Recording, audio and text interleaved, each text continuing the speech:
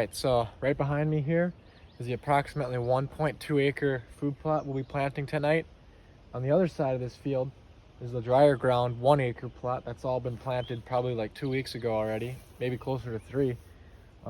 It's June 3rd today. I mean, it's not super late, but this is definitely a little bit later to plant. I wanted to wait till June till we had some, pretty consistent warm days.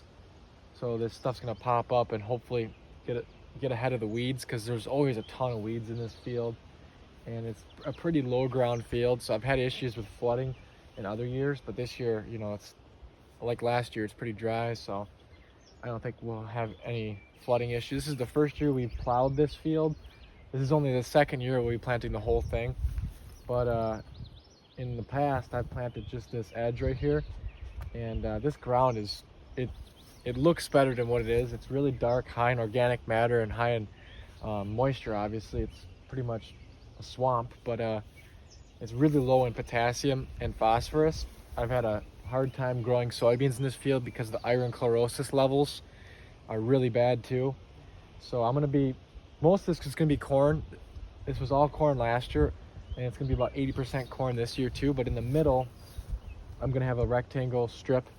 I'm gonna try beans. I'm gonna broadcast the beans. I'm gonna broadcast the oats with the beans, just like I did in the other food plot, just over this way a little bit in the lower section. I got 4 bags just broadcasting this field. Man, this soil is just super hot. This stuff should germinate and pop up really quick. We're supposed to get the next couple days are supposed to be pretty 50 to 60% chances of rain. So there's plenty of moisture still in that ground though.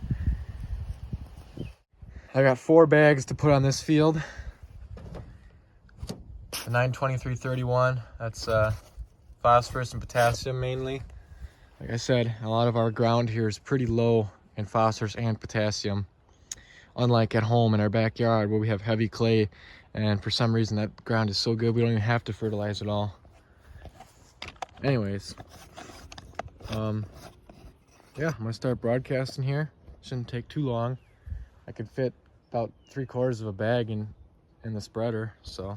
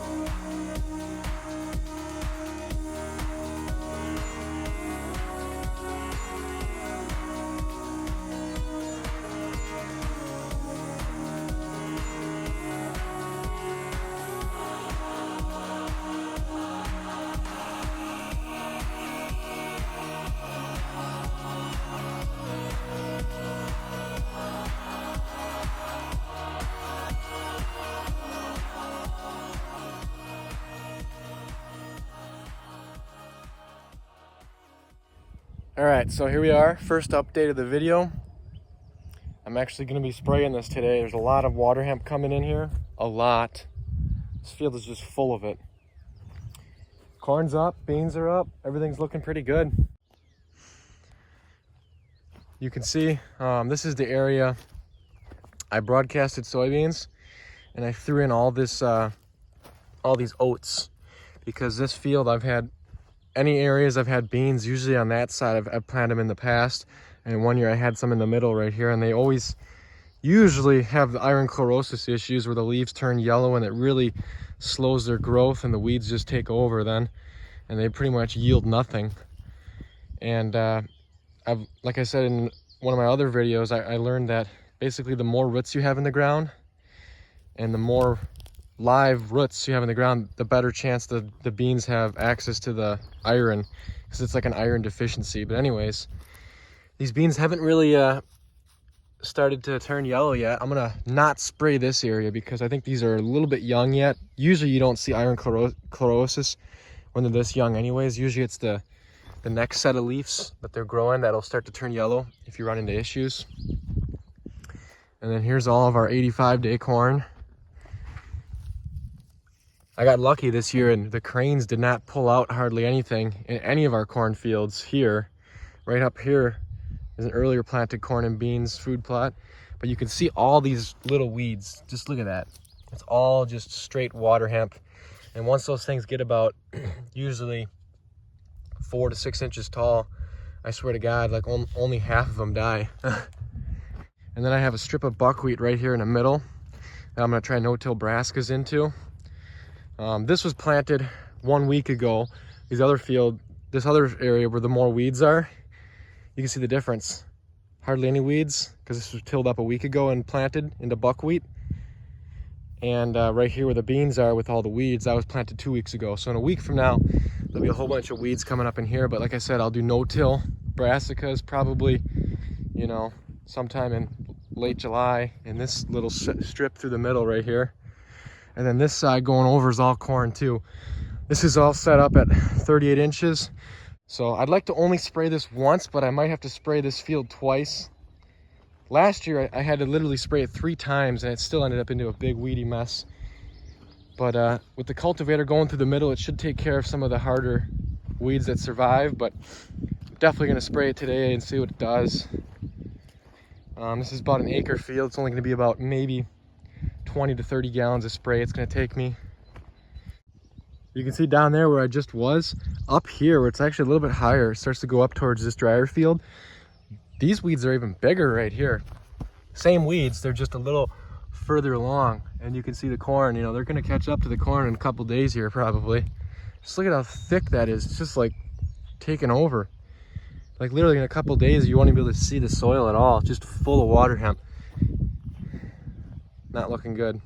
Like these, once they get about this size, I mean, then it starts to get hard to kill them. But these little ones, they should pretty much die out if I get a droplet of spray on them. But like I said, those big droplets are gonna miss some of these weeds in here. So we'll see what it looks like in a week. Well, here we are. This is after 1 week after I sprayed. This is exactly what I thought I was gonna be left with. Killed about 90% of the weeds. And then the 10% that I didn't kill are still here getting bigger. You can see right here, it looks pretty clean right now, but these weeds are gonna catch up and really green up here. You can see this is just all water hemp. I mean, obviously there's some brown shriveled up ones here and there that it killed, but I mean, it didn't kill. Maybe not even 90%, I should say. It just sucks trying to grow food plots in here, because these weeds, once they get going, they can grow a couple inches a day, that water hemp, and they can get up to like 6 feet. So it's gonna be really hard to get some weed control here. I should have sprayed a pre-emergent. I didn't next year when I try and grow corn in here. This is all beans. I probably should have sprayed this too, because there's a lot of water hemp in here too, and it's all bigger than this stuff. Well, a lot of it is. So when I spray this on Sunday when I'm back out here, I'm gonna get even less of a kill in here. And these beans, You know, they don't get as tall as the corn, obviously, so it's not gonna, this water hemp is gonna just grow right through the beans, and it's gonna be a pretty weedy stand of beans with literally millions of, you know, a couple 100 million probably seeds that's gonna drop in this bean section right here, because those water hemp plants can each, like a mature 5 to 6 foot tall plant can produce 1 million seeds, so you get 1,000 of them out there. So right here's a little bit better area where we got a little bit less weeds. Got like 2 right there. A lot of them died off right here. I mean, the corn is going to produce, but I would just like to get some cleaner stands out here. This right here is the side that we can't cultivate, because I tried to jam in a few more rows. This is a 38-inch row. This is probably like a 30-inch row, 38-inch row. And then up here, I got some really tight rows just for another test. Last year, I planted a lot of my silage corn like really tight like this. You see we got like a 10-inch row, 30-inch row, 30-inch row, another like 5-inch row, tight row here.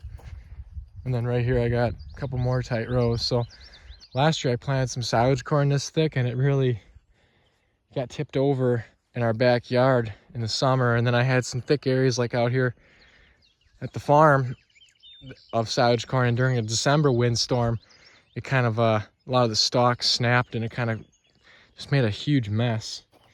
But this being shorter corn, I figured maybe it can handle that. So I planted a few areas tight like this. That whole side of the plot over there, that's all on 38-inch rows, which we'll be able to cultivate that sometime here to get rid of all the weeds in the middle of the rows. So maybe, I think that's, if I don't spray a pre-emergent, I'm gonna have to do everything at 38-inch rows in here, so we can spray to kill mostly everything, and then cultivate to hopefully get rid of some of the rest of the weeds. But here, where we can't cultivate, I'm gonna be left with probably quite a few weeds. I remember up here, there was like a ton of weeds, and there still is a few more here than what there is in some of the middle areas out there. Yeah, so there is the drier field with less weeds. Looks really good. Just amazing what that type of soil to this darker stuff where this water hemp just thrives. There's definitely some water hemp on the edge right here. Once you get up more towards the sandy middle up there, there's hardly any water hemp. It's just grass. It's just amazing the different types of weeds that grow in different types of soil.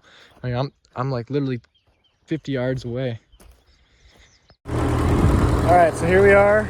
It's only been a little bit since the last update, but I'm cultivating today. 1 week ago, last weekend, I sprayed this, and it killed about 90% of the weeds. There was a lot of weeds coming in, and there's still some water hemp that's left, and I'm just cultivating down whatever's left. These right here are the 38-inch rows. The middle there where it's all green, that's where I have beans. I sprayed that today. And the far side over there, that I can't cultivate. I screwed up. We probably should have did this whole field, that side over there, like this side, so I could at least run the cultivator through. I think I'm gonna have to maybe just spray some 2,4-D in the middle of the rows over there, kind of avoiding the corn, because it'll kill the corn this young. But you can see where we have these 38-inch rows, look at all the weeds that survived. All this brown stuff is the ones that died, and then look at all these ones that are still left. This is all Roundup resistant water hemp right here. And these ones that died are also water hemp that aren't Roundup resistant. But it kind of just, every year I get more and more Roundup resistant water hemp in here. But it's only a problem on these darker, wetter fields on the property here.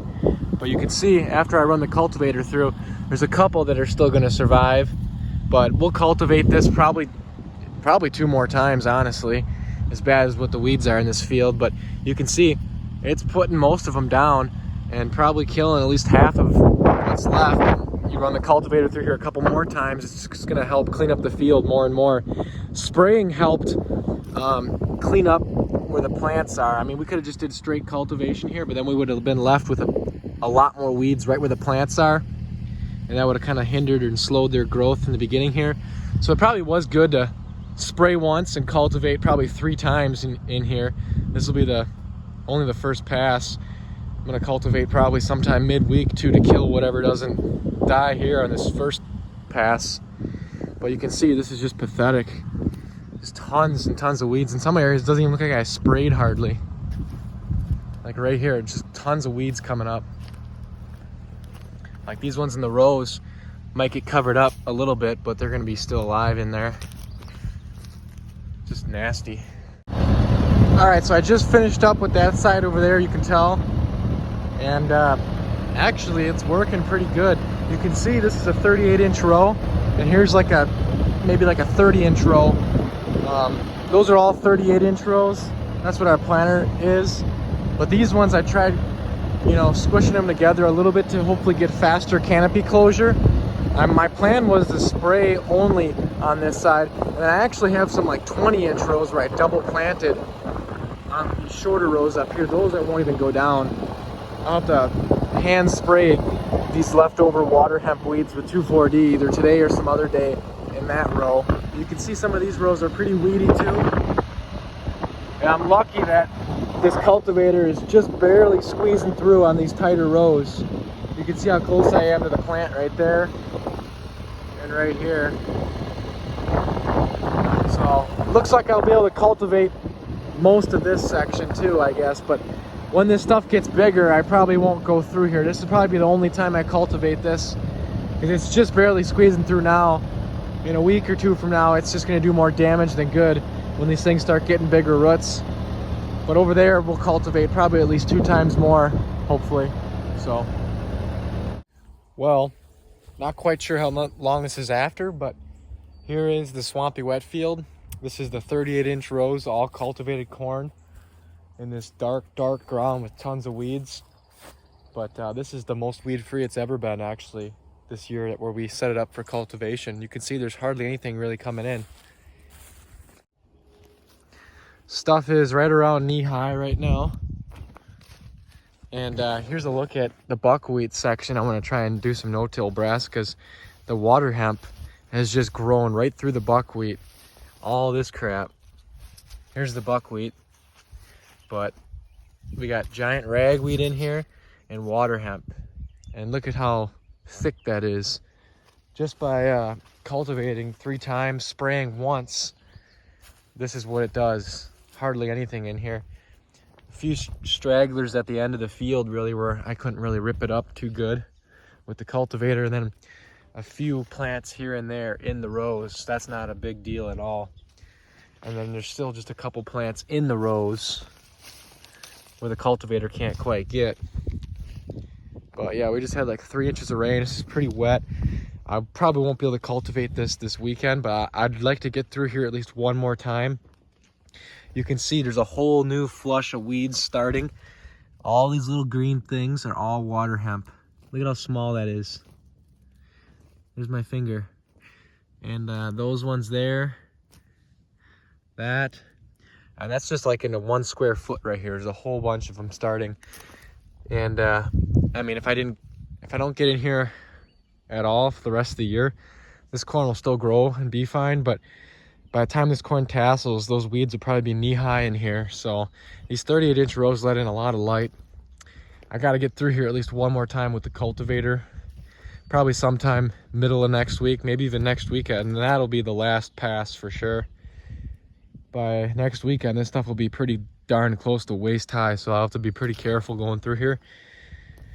But maybe I will try this weekend, but it is pretty wet. I can try tomorrow. Today's Friday. And we got a soybean section right here where I broadcasted the oats. I sprayed this probably, I think 2 weeks ago. Got a okay kill, but as soon as I sprayed, all these beans turned yellow. I planted the oats, to help with the iron chlorosis. And once I killed off all those extra roots in the ground, and the chlorosis showed back up in the beans, and you got a bunch of water hemp survivors in here. So these beans will probably, they're going to produce something, but there's going to be a ton of weeds in here. Some of these areas look really weak. These beans are getting hit pretty hard by the deer too. But surprisingly, they're still browsing on them, considering they look so unhealthy. Right here's a couple that are browsed on. But some areas got a pretty decent kill. There's only a few water hemp here and there, but man, these beans look weak. A little bit better right out in the middle here, but on this end, it looks really bad. And then here is my other side of the field of corn. I got some 38-inch rows in here, and I got some tighter rows. I was able to cultivate down most of this area. Like right here is one area I didn't cultivate down because I didn't plan on cultivating this at all when I planted it, but from now on I gotta plant everything. All this corn in this field has to be cultivated, otherwise you end up with stuff like this. This corn will produce something, but these weeds are gonna get like 4 to 5 feet tall mixed amongst the corn here. Only reason why I didn't cultivate this is because it got too narrow on this row and too narrow on this row to squeeze through with the cultivator.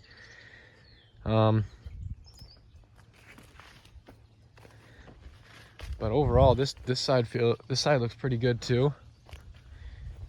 I got a bigger section up here where it's really tight, and I didn't cultivate at all. I had to come in here and hand spray 2,4-D on the ground in between the rows after the first initial spraying of glyphosate on this really thick section, which I couldn't cultivate.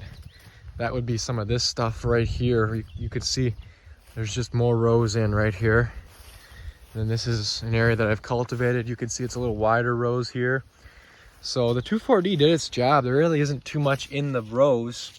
I didn't really spray I didn't spray on the plants at all. I went right in between the rows like this, cleaning up all the water hemp plants that the first spraying of glyphosate didn't kill. I think you can spray 2,4-D on corn when it's about this big, but it's just really not going to get down to many of the weeds. I just don't want to damage my corn at all. As healthy as I can keep it, the faster it's going to grow and the faster it's going to canopy over. There's a few weeds in here, but it's really not that bad. I hand sprayed a lot of this thicker stuff with 2,4-D, so I cleaned it up actually all right, but I didn't want to have to do the whole field like that. I'd rather just cultivate it, plant it a little wider. All right, so I just want to do a quick update on this plot. This probably won't be the last update in the video, so that's why I want to make this quick. I got a couple other videos to get out before I upload this one, so that's why this won't be the last update. But July 20th, as you can tell, we got pretty good canopy closure now. Really, really looking nice. Hardly any weeds down in here. This has been cultivated and it's still super loose ground. And there's just a few weeds here and there, like that were in the rows or too close to the rows that, you know, are pretty big and alive yet, and nothing is even popping up in between the rows. I'm sure some weeds will germinate here and there, but now that it's getting a lot of shade, it should really slow down the weeds. You can see like right here's one. Look how nice this looks. This is probably some of the best looking corn I've ever grown. I mean, those fields up there are already tasseling out. That's earlier planted corn. So this stuff is the 38-inch rows. I was able to get down this when this stuff was about knee-high or a little bit taller than knee-high. But some of these rows over here on this side of the soybeans, I had them planted a little bit thicker, if you remember. And I wasn't able to get down all the rows. The soybeans are looking so. Tons and tons of weeds coming in. But, you know, the iron chlorosis is just really bad in this darker ground here. Some of these beans are starting to overcome it and starting to turn greener again. But some of these ones where they're not as thick, they're pretty yellow yet. But this is going to get all overgrown with water hemp. But once the water hemp... once we get a first frost, it should clean up all the water hemp in here, and there'll be some pods in here for the deer. But it was just kind of an experimental spot to see how good I could get these beans to grow in here. They do look all right in the thicker spots. You got to plant beans thick where you have IDC or iron chlorosis issues. Anyways, look at right here. This is the difference. See all the weeds down in here? So I wasn't able to get down these rows. Wow, this corn's actually a little taller right here. It's this whole field's pretty wet, but that is the wettest section over there where I had the 38-inch rows. So maybe that's why this is a little bit taller here. I don't know, that's kind of weird. Definitely more weeds in here. These are weeds in between the rows that I couldn't cultivate out. But what I'm getting at here is look at all these small weeds. So when this stuff was knee high, the last pass, I was pretty close to just barely making it through those rows. So I didn't even want to try and attempt. I'm standing in a 38-inch row, and then this is like maybe like a 30-inch row. And then this right here is another 30-inch row. I planted this stuff thinking, you know, I was just gonna spray it, but I ended up cultivating this stuff, I believe twice for sure. That stuff was cultivated 3 times. And since this was not cultivated the last time, you can see all these weeds coming up in here. They shouldn't get too big. Maybe by the middle of September, all these little weeds will probably be weeds like this, maybe a little bit taller. And then these weeds, you know, they're gonna be pretty tall. Some of these water hemp weeds in here are going to be pretty big, but the corn is so far ahead and looking so nice, it shouldn't impact the yield too much. But I just like to have really clean plots. Man, this stuff actually is pretty tall up here. And there's a little shorter section right here. I'll show you this one spot right here quick. This is the area where I never cultivated. All I did was spray with glyphosate once and spray in between the rows with 2,4-D with the backpack sprayer, not getting anything on the plants. That's this really thick spot I had a little test area of. I believe that's this really tall stuff right here. This is a 38-inch row I'm in right here. And then going this way, yeah, right here you can kind of see I got a row right here and another row right here. You can kind of see the double row. Oh yeah, right here you can see it really good. I was really careful and used the backpack sprayer in here on this spot. And then right here, here's some of those 38-inch rows. This is the areas I was cultivating, and it didn't get the last pass. And look at all the weeds in here. A lot weedier than that first area I first stepped into the field. Yeah, here I am back over here in this better weed control spot. No new weeds coming up. Like I said, just a few bigger ones. So yeah, looks pretty good. Can't complain with this at all. Well, here we are, August 6th today. Final update on this giant cornfield. Yeah, it's looking really nice. So this right here, this is the area that got that third and final cultivation pass. That's why it looks relatively clean in here inside the rows. And then on the other side of these super weedy soybeans and this strip of brassica, that side over there, that was all planted just a slightly thicker. I was only able to cultivate that twice because I got 38-inch rows and like 30-inch rows. I thought I could sneak a couple more rows in there and be fine, but the corn did fine. There's just a few more weeds over there. I'll go walk through this area first, and then I'll take a peek over there. I know this is probably getting to be a long video, but I just wanted to show the whole process and everything in. This is the best corn I've ever grown in this field, and every year I really struggle with the water hemp in here. I mean, last year it was sprayed only. I didn't cultivate it at all, and at this time of the year, it would have been probably waist to chest high weeds inside the corn. The corn grew fine, not as good as this. It was thinner because a lot of it was the recycled harvested corn, not seed corn. This is all seed corn. And when you look at this, quite a few of these plants are actually growing 2 ears. I don't know if this second one's going to develop into anything because it's a little bit later planted corn. I mean, you can see, oh, I guess there's 2 plants here. But man, this is thick. All 38-inch rows over here. This is definitely the most weed-free corn on 38-inch rows I've ever planted. Even a couple years ago, this is the first year we started cultivating our corn, and it's really helped keep the weeds down.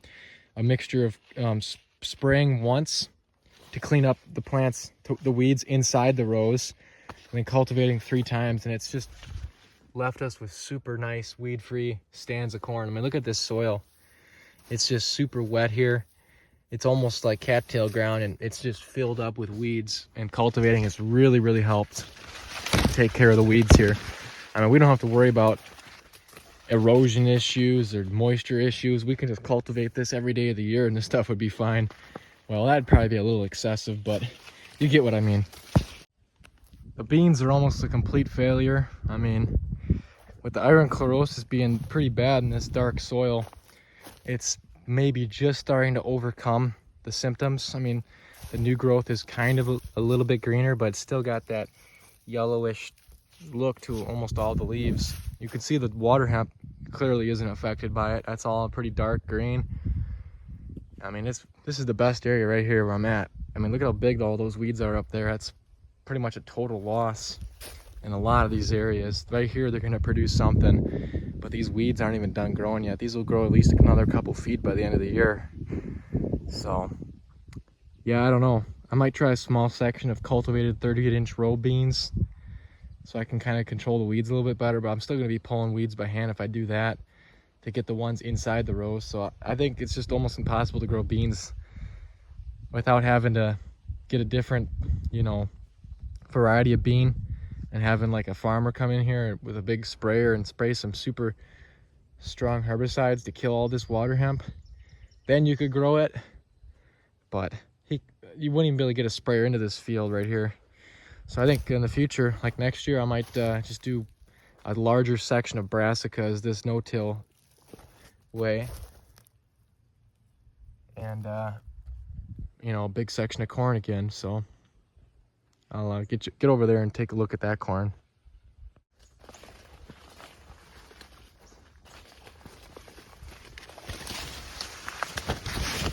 All right, this is what I was expecting. So here's a 38-inch row right here. We got chest-high weeds down this whole row. And here's about like probably like a 25 to 30-inch row, because I moved over a little closer so I could squeeze in a few more rows in here instead of planting everything at 38. Originally, yeah, look at this. This is all full of pretty tall weeds. Looks like something's been walking around here crushing down some of these weeds, probably some deer. But yeah, I originally wasn't planning on cultivating any of this side, just spraying like I did last year, because I didn't know if the cultivator was going to squeeze down these rows. But it was able to squeeze down these rows, even though like I would drive down this 38-inch row, cultivate all this, and then some of the cultivator would get some of this row and some of it would get that row, and it wouldn't, this row wasn't close enough to, you know, be an issue. But that third pass, when I was doing that stuff, the corn was getting pretty big, the roots were getting pretty big, and if I would have came through here, I would have really screwed up this stuff, I think. The corn looks like it's doing fine, even though there's quite a bit more weeds over here. It's amazing what that third pass does, because at that point, that was when the corn was really, really close to getting, you know, canopy closure. And going through that side, ripping out all those little weeds, starting up, shaded out pretty much everything else, but I didn't get through here. And those little weeds really grew into some big weeds, and then there still is some littler weeds coming up. But overall, it looks pretty good. Definitely more weeds, kind of closer to what last year's corn looked like. I'm gonna head up to this spot up here where it's really thick. I should mention that I left one strip on the edge of the field with no fertilizer. I think I said that way back earlier in the video, and I haven't seen any nutrients deficiencies or nothing. So I probably would have been fine with not fertilizing this field at all. I think that's what I'm gonna do next year, because I mean, fertilizer is so darn pricey. I think I put like 4 bags on here, so that's about $100 of fertilizer on this roughly 1 acre field. All right, we're in some of the thickest stuff now here. On the last update, I said this stuff looked a little bit taller probably, but it looks like the cultivated stuff is caught up to this side now. This is the area that has never been cultivated, just sprayed once with the glyphosate, at the same spraying as the other rest of the field. And then I came through here with the backpack sprayer to clean up inside the rows with 2,4-D, being very careful not to get it on the plants. That was when they were about maybe a foot tall, because the water hemp really survived. This, I couldn't cultivate this area. I cultivated everything else, and this area was full of weeds even after I sprayed with the Roundup. So that's why I sprayed with 2,4-D. And there's weeds in here, but it was pretty weed free for a while, so the corn was able to get up and really take off.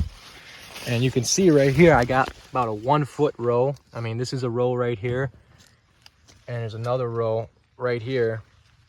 And then I got probably like a 30-inch row here, another 30-inch-ish row here. It's a 38-inch row planter, but you can plant almost right on top of each other. You can double plant the 15-inch rows like I do with soybeans. You can do a lot of different things.